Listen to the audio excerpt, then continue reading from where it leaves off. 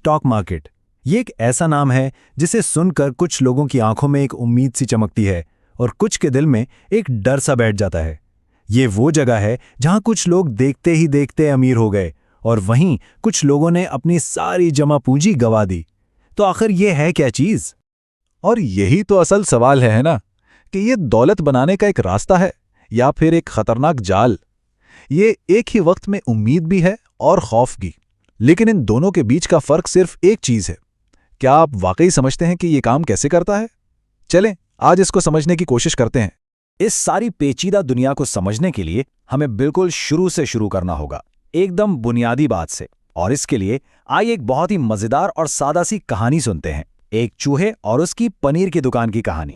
तो ये स्टॉक होता क्या है?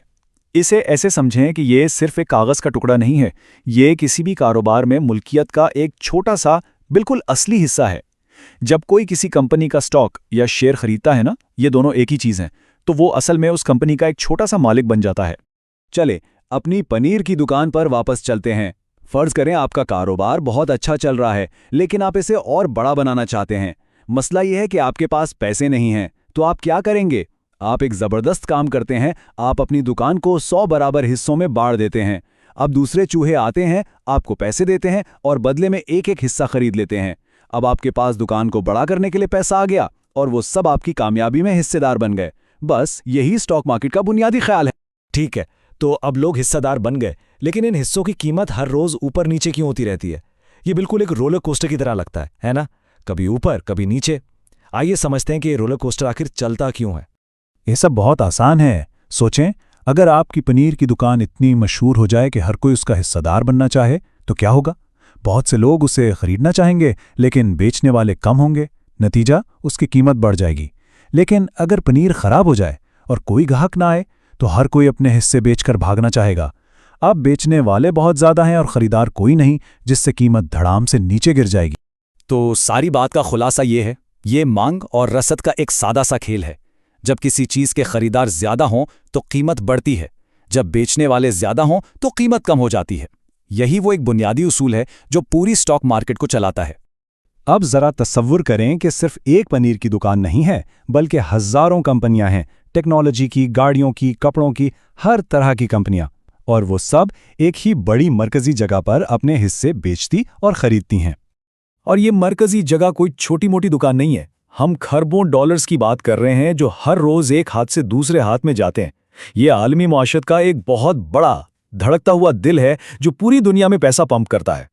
और इन मरकजी जगहों के असली नाम भी है जो आपने सुने भी होंगे, जैसे न्यूयॉर्क स्टॉक एक्सचेंज या नैस्डैक। ये वो जगह हैं जहां दुनिया की सबसे बड़ी कंपनियों की मुल्कियत रोजाना खरीदी और बेची जाती है। इतनी सारी कंपनियों के साथ ये जानना तो तकरीबन नामुमकिन लगता है कि मजमूई तौर पर सब कुछ कैसा चल रहा है। तो क्या कोई ऐसा तरीका है जिससे हम पूरी मार्केट की सेहत का अंदाजा लगा सकें? जी बिल्कुल, इसका एक तरीका है, इसे इंडेक्स कहते हैं। आप एक इंडेक्स को मार्केट का रिपोर्ट कार्ड समझ सकते हैं। ये एक साथ बहुत सारे स्टॉक्स की कारकर्दगी को देखता है ताकि हमें एक बड़ी और मजमूई तस्वीर मिल सके। इसकी सबसे मशहूर मिसाल S&P 500 है। जब आप खबरों में सुनते हैं कि मार्केट ऊपर जा रही है, तो आमतौर पर इसी की बात हो रही होती है। ये इंडेक्स अमेरिका की 500 सबसे बड़ी कंपनियों की कारकर्दगी को एक साथ दिखाता है। अगर ये ऊपर है तो मतलब है कि मजमूई तौर पर बड़ी कंपनियां अच्छा काम कर रही हैं। ठीक है, तो अब हमने समझ लिया कि स्टॉक क्या है और मार्केट कैसे काम करती है। लेकिन ये सब जानने का क्या फायदा अगर हमें ये ना पता हो कि इसमें कामयाबी कैसे हासिल की जाए। अच्छी खबर यह है कि तवील मुद्दत में जीतने के लिए कुछ आजमूदा असूल हैं। आइए 3 सबसे अहम उसूलों पर बात करते हैं। पहला और सबसे अहम उसूल, वक्त आपका सबसे बड़ा दोस्त है। एक दिन के अंदर मार्केट एक रोलर कोस्टर की तरह ऊपर नीचे जा सकती है, लेकिन अगर आप एक लंबी मुद्दत में देखें, जैसे कि ये चार्ट साफ साफ दिखा रहा है, तो रुझान हमेशा ऊपर की तरफ ही होता है। आइए इसको और करीब से देखते हैं। पिछले 30 सालों में मार्केट ने बड़ी बड़ी गिरावटें देखी हैं, जैसे 2008 और 2020 में। ये लम्हात बहुत खौफनाक होते हैं, लेकिन अगर आप पूरी तस्वीर देखें तो मार्केट हमेशा संभली है और पहले से भी ज्यादा बुलंद हुई है। वक्त वाकई आपका सबसे बड़ा दोस्त है। दूसरा उसूल, अच्छे कारोबारों में सरमायाकारी करें। उन कंपनियों के शेयर्स खरीदें जो ऐसी चीजें बनाती हैं जिनकी लोगों को जरूरत है, जिनके पास मजबूत प्रोडक्ट्स, बढ़ती हुई आमदनी और अच्छी इंतजामिया हों। ये सिर्फ स्टॉक खरीदना नहीं है, ये अच्छी कंपनियों में हिस्सादार बनने का नाम है। और तीसरा असूल, जो शायद सबसे मुश्किल है, घबराए नहीं। जब मार्केट गिरती है तो डर लगना एक फितरी बात है। हर कोई भागना चाहता है, लेकिन तारीख हमें बताती है कि ये गिरावट हमेशा आर्जी होती है। जो लोग घबरा कर बेच देते हैं वो अपने नुकसान को पक्का कर देते हैं, जो सब्र करते हैं वो आखिर में जीत जाते हैं।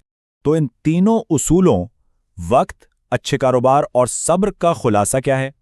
ये सब सरमायाकारी के एक सबसे ताकतवर नजरिए पर आकर खत्म होता है। ये सरमायाकारी की दुनिया का सबसे मशहूर कॉल है। मार्केट में वक्त गुजारना मार्केट की टाइमिंग करने से बेहतर है। इसका मतलब यह है कि आपको ये अंदाज़ा लगाने की कोशिश नहीं करनी कि मार्केट कब ऊपर जाएगी या कब नीचे। आपको सिर्फ सब्र के साथ अच्छे कारोबारों में लंबे अरसे तक सरमायाकारी करनी है। और आखिर में मैं आपको इस सवाल के साथ छोड़ता हूं, अगर हम सब जानते हैं कि तारीख बताती है कि मार्केट हमेशा बहाल हो जाती है, तो लोग फिर भी खौफजदा होकर क्यों बेच देते हैं? ये सवाल आदाद व शुमार से ज्यादा इंसानी नफ्सियात के बारे में है। इस पर जरूर सोचिएगा।